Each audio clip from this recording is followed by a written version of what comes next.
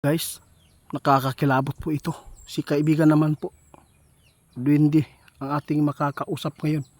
Pinabalik po sila sa kanilang hari dito sa lupa para po ipaabot ang kanilang aktual na nakikita ngayon na magaganap po dito sa atin.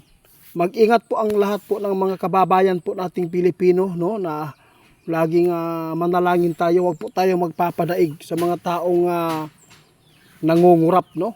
Grabe kaibigan, usa din ni panghitabo kaibigan. Ano ang mangyayari dito? Ito po ang nakikita ng ating mga kaibigan, guys, kaya pinababa si kaibigan po natin, no, dito sa lupa para po makapagatid ng impormasyon na nakikita po nila. May babala po sa atin. Ano po yan?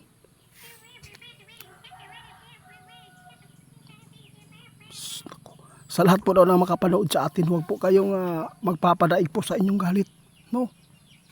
Huwag po kayong magpapadaig kasi po tinukso tayo ng dyablo. Nakita ng ating kaibigan, guys, kaya nagbigay siya ng babala agad dito sa atin na mas lalo pa itong magkakagulo ngayon dahil po sa mga senador na involved na dito.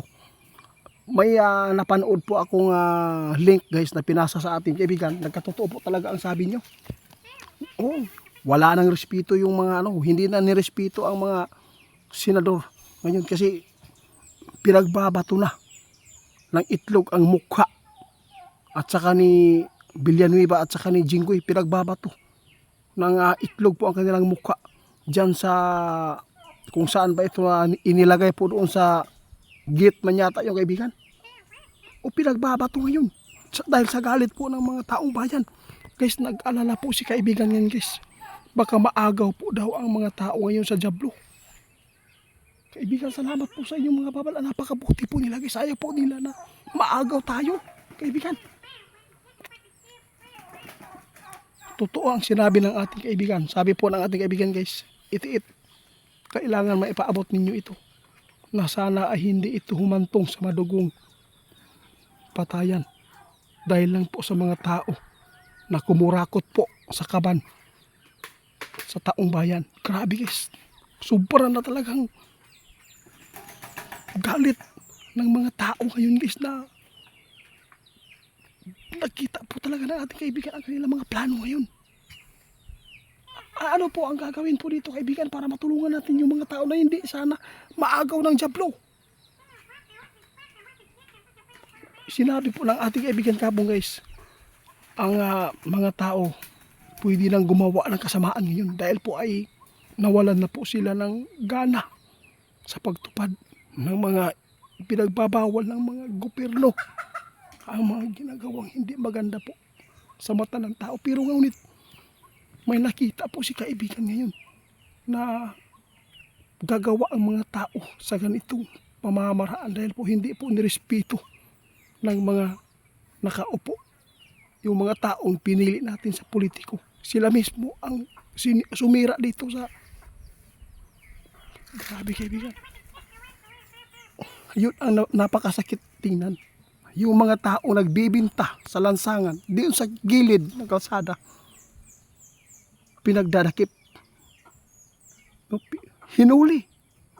Pero bakit po ginaganyan po nila? Pero yung mga taong bilyonis na po yung ninakaw daw, guys, hindi pa rin daw. Nasa harapan na. May ginawa ba yung mga nangdadakip dyan? Ampertude kayo, kaibigan. Totoo talaga. Kaya nagitaan ni kaibigan, guys. Ito ay nagdudulot dito ng malagim na pangyayari po dito sa ating bansa. Ayaw po natin matulad tayo sa Nepal ngayon. Oo, pinababa yung presidente. Pero bakit po walang imik si BBM po ngayon? Kaya dito ako nagtatanong po sa inyo. Sikreto lang. Alam po niya yan kung ano pa ang pinagagawa doon sa loob ng kanyang mga tauhan dyan sa Senado. Kaya nakakalungkot po ito isipin, guys.